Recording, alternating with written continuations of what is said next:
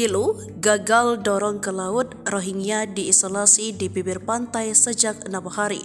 Polisi jaga ketat. Hampir satu pekan mendarat di pantai Kuala Parik, Aceh Timur, 137 warga Rohingya yang dominan anak-anak dan wanita itu harus bertahan melawan cuaca ekstrim di bibir pantai.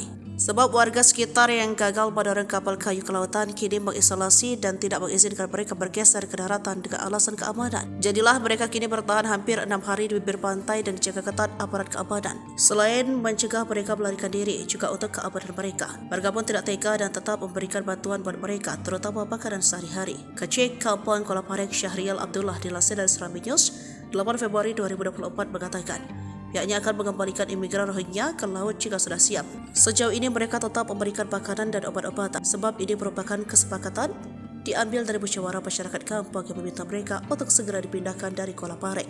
Sementara, Protection Association UNHCR Faisal Rahman bertemu dengan aparat desa dan pejabat musyawarah pimpinan kecamatan Sungai Raya pada Sabtu 3 Februari 2024 lalu mengucapkan syukur sebab situasi sudah kondusif dengan masyarakat juga sudah tidak ada masalah.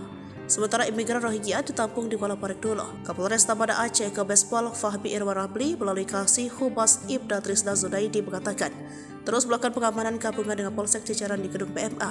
Ia menghimbau agar warga di sekitar BMA bersama-sama menjaga kondusivitas dan melapor jika melihat hal-hal yang mencurigakan. Masyarakat disilakan melapor. Sejauh ini warga Rohingya tetap tertib dan BMA tetap kondusif.